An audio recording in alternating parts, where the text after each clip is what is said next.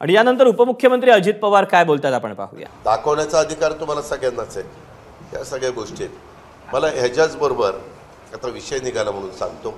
मधल्या काळामध्ये पत्रकार मित्रांनो, एक गोष्ट तुम्ही बघितली असेल, मी मुख्यमंत्री माझी लाडकी बहीण ही योजना दिली, अनेक योजना अर्थसंकल्पात सादर केल्या, त्या सगळ्या महाराष्ट्राला माहिती आहे।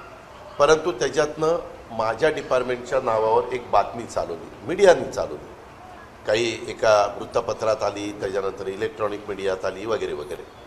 वास्तविक त्या बातमीत काही तथ्य नव्हतं। मी अर्थमंत्री, मी आज 10वा अर्थसंकल्प सादर केला आहे। अनेक वर्ष काम करणारा मी महाविकास आघाडीमध्ये पण काम केलेलं आहे, मी महायुतीमध्ये पण काम केलेलं आहे। काम करत असताना माझी काही कामाची पद्धत आहे, प्रशासन व्यवस्थित कसं चालेल, कुणावर अन्याय कसा होणार नाही ही खबरदारी मी घेत असतो। तरी देखील त्याच्यात 2 दिवस माझी बदनामी केली गेली की बाबा अर्थ विभागाच्या असं मत होतं, तरी ही योजना दिली, फंड्स नाही। दादांत खोटी बातमी। त्यामध्ये मी सांगितलं, अरे बाबांनो, मी 35,000 कोटीची तरतूद केलेली आहे, 9 महिन्याकरताच हे पैसे पाहिजेत, कारण 3 महिने म्हणजे जे आर्थिक वर्ष त्याचे संपलेले आहेत, एप्रिल मे जून, 9 महिन्याच्या करता तेवढे पैसे पुरत आहेत। तेवढे पैशाला मान्यता दिली, दोन्ही सभागृहांनी मान्यता दिली। ज्या काही 3 गॅस सिलेंडर योजना असेल, वीज माफीची योजना असेल, त्याला 14,000 कोटी रुपये लागत आहेत। त्याचबरोबर आपल्या वेगवेगळ्या पद्धतीनं मुलांना मुलींना हे द्यायचं आहे, प्रशिक्षणाच्या स्टायपन द्यायचं आहे, त्याच्याकरताची तरतूद त्या ठिकाणी केली गेली। अशा सगळ्या तरतुदी करून देखील एक वेगळ्या प्रकारच्या बातम्या देऊन लोकांच्यात गैरसमज निर्माण करायचा, हा चुनावी जुमला आहे, हे अमकच आहे, हे तमकच आहे। आमचे बघा आता ऑगस्ट महिन्यामध्ये 2 महिन्याचे पैसे आमच्या माय भगिनींना, माय माऊलींना, मुलींना आमच्या त्या ठिकाणी जातील, आणि ते करत असताना गरीब वर्गाला कशी मदत करता येईल हाच प्रयत्न केला आहे, नंबर 1। त्याच्यानंतर मी सांगितल्यानंतर ती गोष्ट थांबली। मी आज पण आकडेवारीनं आपलं उत्पन्न कसं वाढतंय, काय वाढतंय, रिसोर्सेसच्या बाबतीमध्ये आम्ही काय केलं आहे, आपला GST कसा वाढतो, ते सगळ्या आकडेवारीनं मी तुम्हाला कधीही सिद्ध करून द्यायला तयार आहे। दुसरा एक महत्त्वाचा प्रश्न, मी गेले 5-6 दिवस मीडियामध्ये देखील बघतोय, पेपरमध्ये देखील बघतोय, काही राजकीय लोकांनी पण त्याच्याबद्दलचं स्टेटमेंट केलं आहे की अजित पवारांनी मधल्या काळामध्ये जो निर्णय घेतला त्याबद्दल अजित पवार वेश बदलून दिल्लीला जायचे। दादांत खोटं आहे। पत्रकार मित्रांनो, मी आज माझ्या महाराष्ट्रातल्या जनतेला सांगतो, हे जे काही चाललेलं आहे बदनामी करण्याचं काम आणि माझ्या संदर्भामध्ये गैरसमज निर्माण करण्याचं काम, काहींनी तर पार ते 0 आवरमध्ये काढलं। अरे काढताना पहिल्यांदा माहिती तर घ्या ना की बाबा अजित पवार नाव बदलून गेले। अरे मी राज्याचा 35 वर्ष, काही काळ मी खासदार राहिलो आहे, काही काळ मी आमदार राहिलो आहे, काही काळ मी राज्यमंत्री राहिलो आहे, काही काळ मी विरोधी पक्ष नेता राहिलो आहे, काही काळ मी उपमुख्यमंत्री राहिलो। एक जबाबदारी मला पण कळते, एखाद्याने स्वतःचं नाव बदलून जाणं हा पण गुन्हा आहे। त्याच्या संदर्भात सगळीकडे CCTV कॅमेरे आणि खुशाल काही पण बडबडतात, कोण बहुरूपी म्हणतंय, कोण काय म्हणतंय, कोण काय म्हणतंय। म्हणणाऱ्यांना काही लाज लज्जा शरम वाटली पाहिजे। दादांत बिनबुडाचे आरोप माझ्यावर हे जे काही करतायत ह्याच्यामध्ये तसोबर देखील तथ्य नाही। आणि मला जर उद्या कुठं जायचं म्हटलं, आता माझं अचानक, मी आज कळवण आणि सुरगाणाचा कार्यक्रम माझा होता, खूप दिवसापूर्वी आमचे आमदार नितीन पवारांनी घेतलेला होता। जाताना मला इथनंच जावं लागत होतं। काही जण मला भेटायचं म्हणत होते, ते मुंबईला येऊन आम्हाला भेटायचं आहे। मी म्हणालो की कशाला मुंबईला येता, आमचे सहकारी दिलीप बनकरांचं तिथं घर आहे, रोडवरच आहे, तुम्ही तिथं या, मी तिथं तुम्हाला भेटतो, म्हणजे तुमचाही मुंबईचं जाणं येणं वाचेल, मला लोकांना कसा कमी त्रास होईल, कार्यकर्त्याला कसा कमी त्रास होईल, आपल्या सहकाऱ्यांना कसा कमी त्रास होईल याबद्दलचा प्रयत्न। त्याच्यामध्ये वाटेल ते काही जण सकाळचा 9चा भोंगा लागतो, त्यांनी पण अजित पवारांनी असं केलं। अरे काय केलं, उगीच उचलली जीभ लावली टाळ्याला, त्या संदर्भामध्ये कुठं तुम्हाला पुरावा मिळाला की अजित पवारांनी नाव बदललं आणि ते काय कार्ड घेतलं?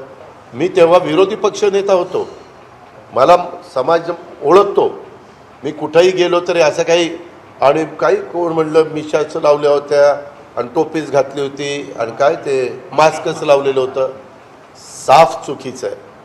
त्यामध्ये जर हे सिद्ध झालं तर मी राजकारणातून निवृत्त होईल, नाही सिद्ध झालं तर हे ज्या लोकांनी नौटंकी चालवली ना वेगवेगळ्या लोकांनी पार पार्लमेंटपासून इथपर्यंत, त्यांना थोडी नाही जनाची नाही मनाची वाटायला पाहिजे.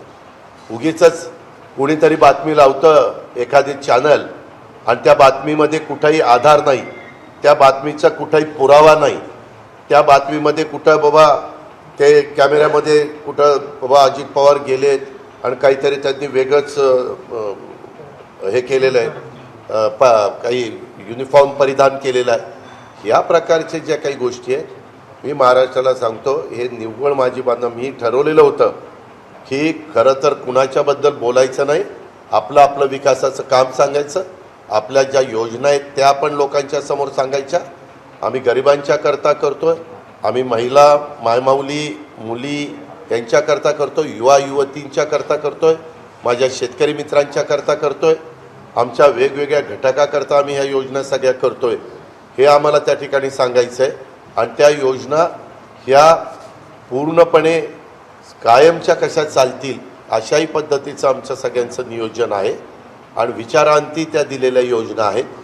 त्याच्या संदर्भामध्ये जनतेने आमच्यावर विश्वास ठेवावा. मी शब्दाचा पक्का आहे.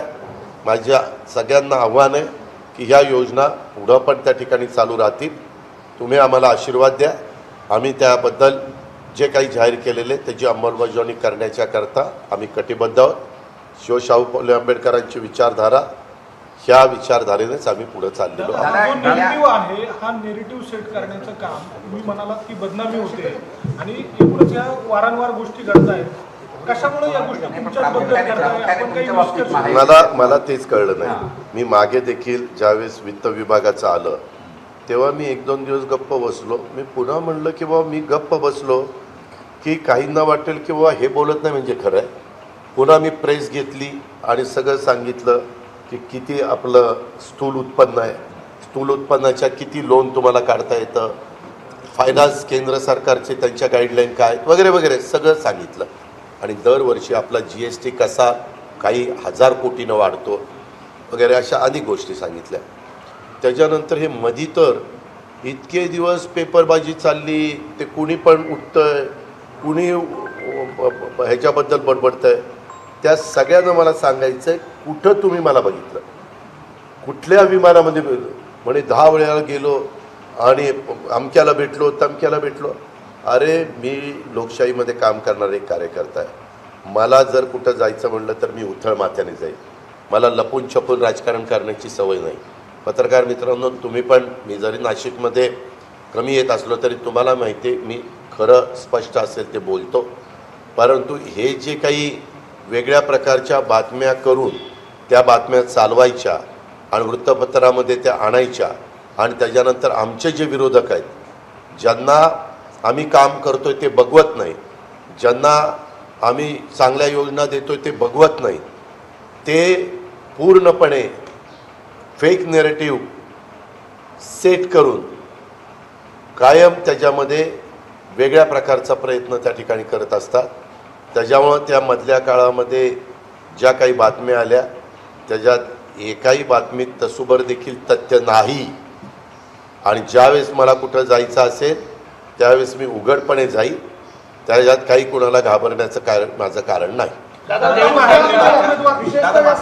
सुप्रिया सुळेंनी आग्रही भूमिका घेतली. त्यांनी दिल्लीमध्ये जाऊन संसदेमध्ये माझे आव्हान आहे ना, संसदेला आव्हान आहे, ते पाहावं, तपासावं. आणि जे खरं असेल तर अजित पवार राजकारणात बाजूला जाईल, खरं नसेल तर ज्यांनी संसदेमध्ये कुठलाही पुरावा नसताना, कुठलाही काही खरी माहिती जाणून न घेता जे आरोप केलेले त्यांनी राजकारणात संन्यास घ्यावा. आता देवेंद्र फडणवीस राष्ट्रीय अध्यक्ष होतील अशी चर्चा आहे कुठेतरी. मला त्याच्याबद्दल काही माहीत नाही. तो राष्ट्रीय पक्ष आहे. त्यांच्या राष्ट्रीय पक्षामध्ये कोणी कुणाला पदाधिकारी करावं, काय करावं हा सर्वस्वी त्यांचा अधिकार आहे. आम्हाला बोलण्याचा पण राईट नाही आहे त्याच्याबद्दल.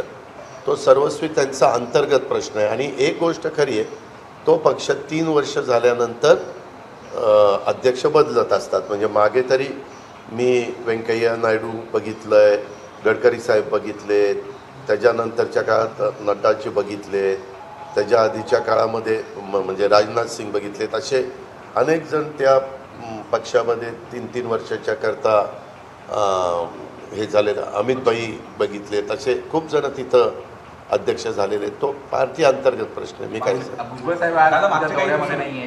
हो का आता ह्याचा त्याचा काही संबंध आहे का? काल ज्यावेळेस मीटिंग झाली त्यावेळेस भुजबळ साहेब माझ्या शेजारीच बसले होते ना. मग ते नाही विचारणार तुम्हाला तेवढंच लगेच. मला ते काल म्हणले की अजित मधल्या काळामध्ये ते इथं नव्हते, ते अब्रॉडला गेलेले होते. आता त्यांना काही काम होतं. माझा कार्यक्रम ठरला हे 1 महिन्यापूर्वी ठरलेला आहे. 1 महिन्यापूर्वी आज 3 तारीख ना, 2 तारीख नितीननी घेतली होती. गेल्याही वर्षी नितीननी तारीख घेतली होती. तेव्हाच त्यांनी सांगितलं होतं की मला एक कळवण आणि एक सुरगाळ्याला कार्यक्रम पाहिजे. आणि त्याच्यामुळं मी आणि आदिती आलो. आता आदिती तटकरे माझ्याबरोबर आहे. दुपारपर्यंतच आहेत. दुपारनं त्यांना मुंबईला जायचं आहे कारण 6ला त्यांची मुंबईत मिटिंग आहे. उद्या बातमी होईल. निम्म्याच कार्यक्रमात अजित पवारांच्या बरोबर तटकरेताई होत्या. नंतर त्या नाराज होऊन गेल्या का काय? त्या पुढच्या अर्ध्या दौऱ्यात नव्हत्या. आणि काही नाही, आम्ही सगळे एक परिवार म्हणून काम करतोय. त्या संदर्भामध्ये काही जर असेल तर आम्ही तुम्हाला सांगू ना, आम्ही प्रेस बोलून सांगू. आत्ता पण ज्यावेळेस मला दिलीपरावांनी सांगितलं की दादा पत्रकार मित्रांना कळलंय तुम्ही इथं आलाय, तर ते बाहेर आलेले आहेत. मी म्हणलं आता आमचं बोलणं झालं, त्यांच्या घरातल्यांनी मला स्वागत केलं.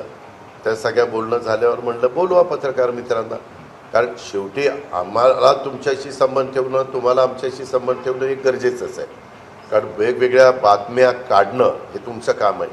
पण त्या बातम्या ॲथॉन्टिक असल्या पाहिजे, त्या बातम्या खऱ्या असल्या पाहिजे. एवढीच माझी आपल्याला आपल्यामार्फत राज्यामधल्या पत्रकार मित्रांना विनंती, आव्हान आहे. देशातल्या पत्रकार मित्रांना आव्हान आहे. भाजप हिंदुत्वाच्या मुद्द्यावर आक्रमक झालेली आहे. हिंदुत्वाच्या मुद्दे घेऊन पुढे जाणार आहे, ज्यामध्ये लव्ह जिहाद असेल, लँड जिहाद असेल. त्यामुळे राष्ट्रवादी काँग्रेसचं नुकसान होईल असं वाटतं. ज्या त्या पक्षांनी काय करावं त्यांचा प्रश्न आहे. मध्ये आम्ही 2.5 वर्ष उद्धव ठाकरे, आम्ही आणि काँग्रेस काम करत होतं. उद्धव ठाकरेंची विचारधारा आणि त्यांची काही भूमिका ही हिंदू हृदय सम्राट बाळासाहेब ठाकरेंच्यापासून आपण सगळेजण पाहत आलो. त्याच्या संदर्भामध्ये आम्ही पुढं सरकार चालवत असताना महाराष्ट्राच्या विकासाचे महत्त्वाचे मुद्दे ज्याच्यात आमचे फार विषय ताणले जाणार नाही अशा गोष्टी घ्यायचो आणि काम करायचो. 2.5 वर्ष काम केलं की नाही? तशा पद्धतीनं आपल्या इथं अनेक राजकीय पक्ष आहेत, देश पातळीवर आहेत. देश पातळीवर तुम्ही NDAमध्ये बघितलं, वाजपेयी साहेब पंतप्रधान असताना 24 पक्ष एकत्र होते. किती वेगवेगळी विचारधारा होती. परंतु देशाच्या भल्याकरता त्यांनी वाजपेयी साहेबांनी एकदा 13 दिवस, एकदा 13 महिने आणि एकदा 5 वर्ष सरकार चालवलं. UPAचे प्रमुख कोण होते? डॉक्टर मनमोहन सिंगजी. त्यांनी देखील 10 वर्ष सरकार चालवलं. अनेक वेगवेगळ्या राजकीय पक्षाचे घटक त्याच्यामध्ये होते ना, का नव्हते? एक पत्रकार मित्रांनो लक्षात घ्या, आज तुमच्या माझ्या महाराष्ट्राची भौगोलिक परिस्थिती, राजकीय परिस्थिती पाहता चांद्यापासून बांद्यापर्यंत एका पक्षाचं सरकार येण्याचा काळ आत्ता तरी महाराष्ट्रात दिसत नाही. ही काळ्या दगडावरची पांढरी रेघ आहे. त्यामुळं वेगवेगळ्या विचारधारेचे लोक एकत्र येतात आणि राज्याच्या सर्वांगीण विकासाच्या करता आपापल्या परीनं प्रयत्न करतात. दादा, माहितीचे उमेदवार देत असताना नेमका काय क्रायटेरिया असणार आहे? कारण वेगवेगळ्या साधारण त्या संदर्भामध्ये प्राथमिक चर्चा झालेली आहे. प्राथमिक चर्चा अशी झालेली आहे, ते खुलवायला लागलेत चला म्हणून. त्या प्राथमिक चर्चा अशी झालेली आहे की सिटिंग जागा ज्यांच्या आहेत त्या जागा साधारण त्यांच्याकडे राहाव्यात, पण काही सिटिंग जागा देखील त्या तिघांच्यामध्ये एकमत होऊन एखादी सिटिंग जागा एनी सोडली आणि बीनं स्वीकारली तर त्या बदल्यात बीनं पण एक सिटिंग जागा एला सोडली पाहिजे, किंवा एनी सोडलेली जागा सीनं घेतली तर सीनं त्या बदल्यात एक सिटिंग जागा सोडलीच पाहिजे. इथंच मध्ये काहीतरी आमचे प्रांताध्यक्ष तटकरे साहेबांनी एक स्टेटमेंट केल्यानंतर लगेच वेगवेगळ्या बातम्या विशेषतः दिंडोरीच्या बाबतीत आल्या. मी सर्वांना सांगतोय की याबद्दल साधारण सिटिंग जागा ज्यांना त्यांना राहाव्यात अशी प्राथमिक चर्चा झाली, प्राथमिक. मात्र त्यामध्ये काही जागा जर एखाद्या पक्षाकडं आपल्या आत्ताच्या टर्मला जो उमेदवार आहे त्यापेक्षा दुसरा जास्त इलेक्टिव्ह मेरिट असणारा असेल तर तेवढ्या जागा एक्सचेंज करण्यामध्ये सगळ्यांनी मानसिकता दाखवलेली आहे, पण त्याला अंतिम स्वरूप यायचं.